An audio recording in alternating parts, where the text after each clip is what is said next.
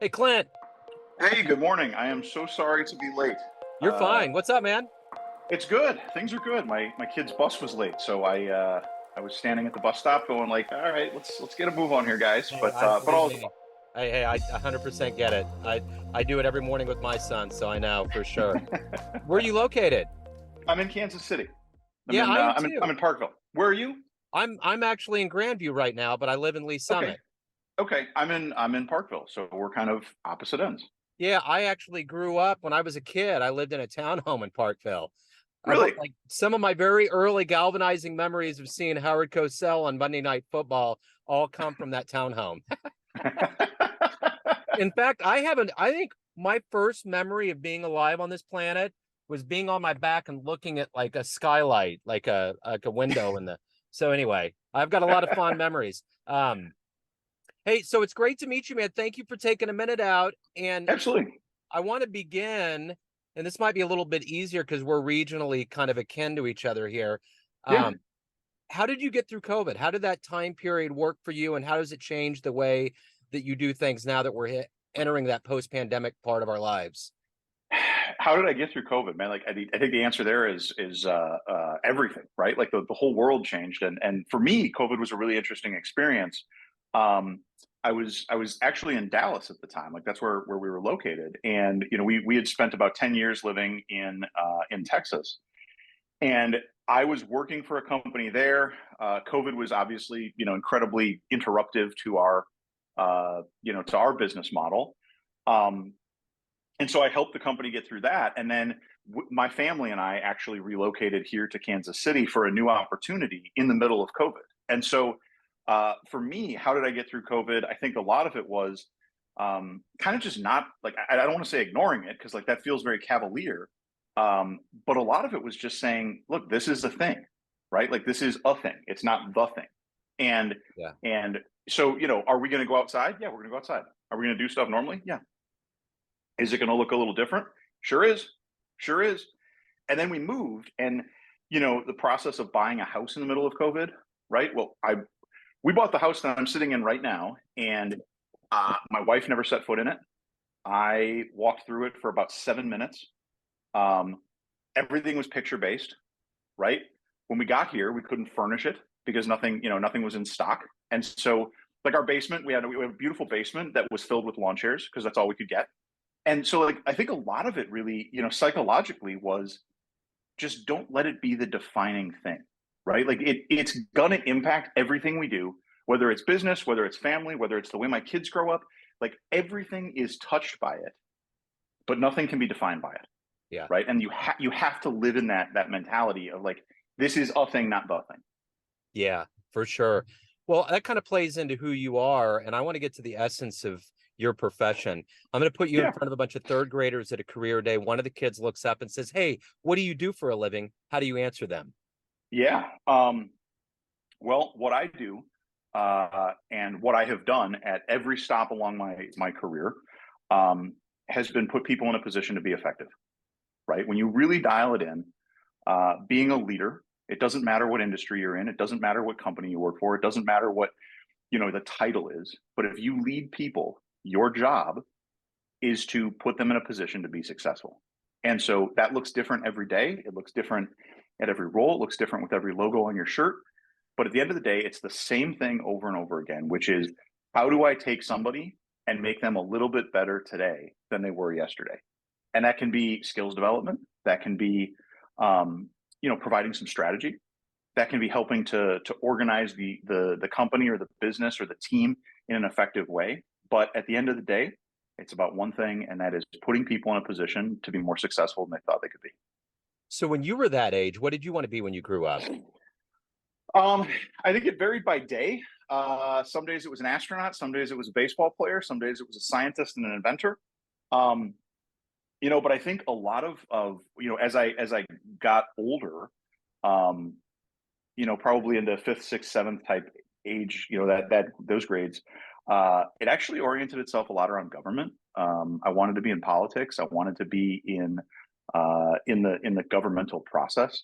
By the time I got to high school, my senior year of high school, I was an intern at the city of St. Paul mayor's office. I was the first high school intern they ever had in Minnesota. I grew up in Minnesota, and it was my opportunity to really see the political process, and the governmental process really up close. And um, there were parts of it that I loved, and there were parts of it that I didn't.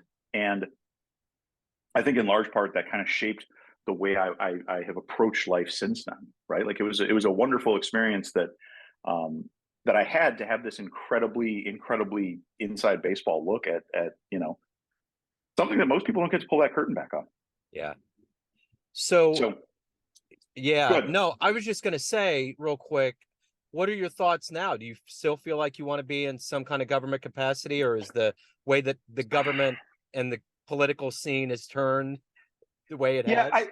I don't every 4 years when I watch the presidential elections and I get all geeked up because I'm still a politics geek at heart, right? Like I still love that stuff, and I was a political science major in college, and like that stuff does appeal to me, right? It is very compelling and it's interesting, and um, I go to DC from time to time, and when I'm there, like you walk the halls of those buildings and you just feel the weight of it, right?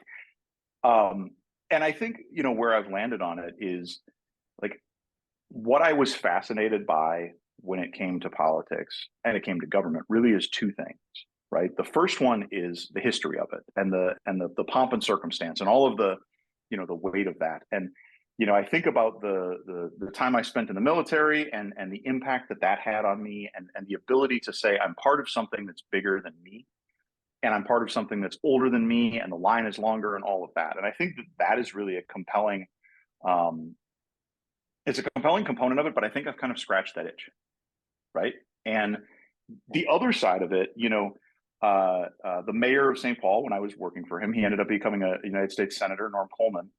Norm and I were having lunch one day, and I asked him like what he loved about the job, and he said this morning. And I said, what do you mean this morning? And he said this morning we did what I loved about the job. And I said, okay, like hum a few bars, like let's unpack that a little bit. And he said it's not about polls, it's not about big speeches, it's not about like winning. None of that stuff is things you have to do to get to do the fun stuff. He said the fun stuff is you get to change people's lives. Like you get to really touch people's lives. What an incredible gift. And I thought, okay, that's really interesting, right? And what I've come to learn and have kind of I think the world has changed a little in the last 25 years, right? And I think now that ability to change lives, that ability to touch people's lives, comes more from the private sector than the public sector. And I think that that's the stuff that really is compelling to me, is the ability to um, to give people an opportunity, to help point people in the right direction, to help teach them a new skill, to help, like those little things that you can do as a leader. Um, they're not gratifying because you're doing it. They're gratifying because they're getting it, right? That's the stuff that really gets me, revved up in the morning. And I can do it a lot more in the private sector than I can in the public sector. So you mentioned Minnesota. Talk to me a little bit about growing up and the seeds that got into you to help people to want to be in that position to help people be leaders and for yourself to be one yourself. Yeah. I tell people that like the reason that Minnesotans are really nice to each other is because we know we're going to be locked inside all winter, and you're going to have to deal with everybody, right? And so I think there's an element of that is that is a little bit tongue in cheek, but I think there's some truth to it. It is it's a state that, like, I mean, growing up there, right? Like it's cold, and I think everybody who talks about cold weather that I've ever met who isn't from there doesn't really know what cold weather is. Like, go up to the Dakotas, go up to Minnesota, like you can really experience some cold weather. We had school canceled once because the governor said like you can't go outside; it's too dangerous. Um, and naturally, my brothers and I went sledding, and then we all Yeah. ended up in the emergency room, right? Yeah. I think my parents were thrilled by that. But no, the experiences I had growing up really came from I think a few things. First, we had a really strong sense of community. Our sense of community, both geographical and like our church community, the school community, the activities we were involved in. Everybody was very communally organized and communally committed. And I think, that sense of we're in it together, I think is really impactful. I think that creates in people, it creates a sense of shared responsibility, right? And when you feel shared responsibility, like now it becomes, now there's not an ability to say, well, that's your problem, right? No, it's our problem. So I think that was part of it. My parents, my mother ran her own business out of our house, and so I got a chance to see entrepreneurship, the good, the bad, and the ugly, really up close and personal. My dad worked in finance and then left finance and became a teacher, and so I got to see again, really up close and personal, what it looks like to make tough decisions for your family, what it looks like to be in an organization or be in a business that's or a profession that's really resistant to change. And I think that was really impactful for me. I think that really drove a lot of the way I think today.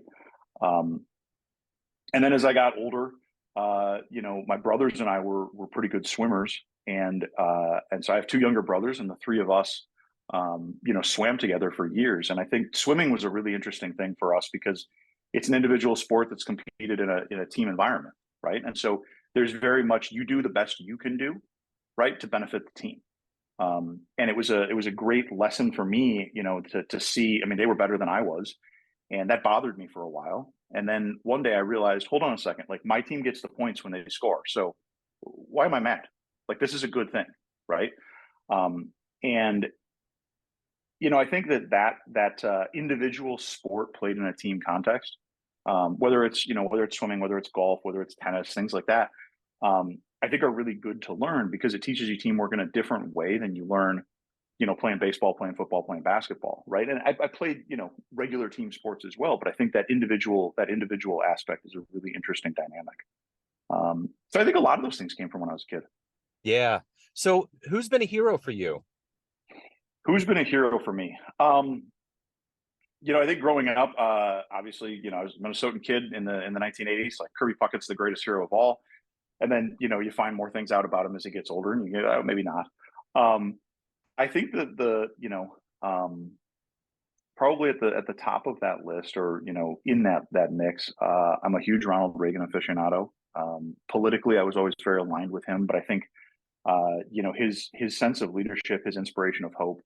A few years ago, I went to the Reagan Library and I sat next to his grave and looked out over the vista, and I just really reflected on like the gift that he had given America, which is this idea of like a revitalization of hope, right? This idea that like we can win, and it's okay to believe that we can win. And that's a big thing that I think leaders do for people, and that inspired me to write my my guiding principles document, which is, I put together a whole list of, I think it's 80 some quotes that really have inspired me and have guided the way I think. So I think Reagan is a big one. And then, candidly, closer to home, closer to my experience, probably the most inspirational and best leader I've ever worked with or worked for was the guy that I served under in Iraq, Todd Looney. And he was, he had a leadership style that's hard, right? It was tough, but it was just incredibly, it was inspirational. And I think it's one of those things that, like, in the moment, I didn't appreciate it to the level I should have. And as I've gotten older, and it's 15 years since I was there, but the way he took care of his guys, the way he was there for them no matter what, is one of those things that, like, I carry that with me every day. So if you can meet anybody alive on the planet right now and spend some time with them, who would it be? Anybody alive on the planet right now?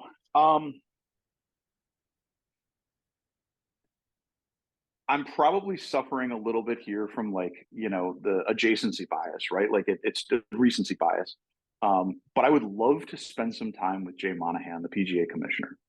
The way that he has handled this live golf situation, and a year ago it was like demonizing them and they're terrible, and it's human rights, and then abruptly this year it turns into, hey, we're partners now. like it's such an interesting situation. There's got to be more under that surface. There's got to be detail that isn't shared, right? And I would be so fascinated to think about or to learn more about the decision making process in that, right? Decision making is something that has fascinated me my whole life, and I think that would be something that unpacking that entire process of the last 18 months would be just a really compelling conversation. So what's your best client success story? What's one that really brings a smile to your face? Best client success story. In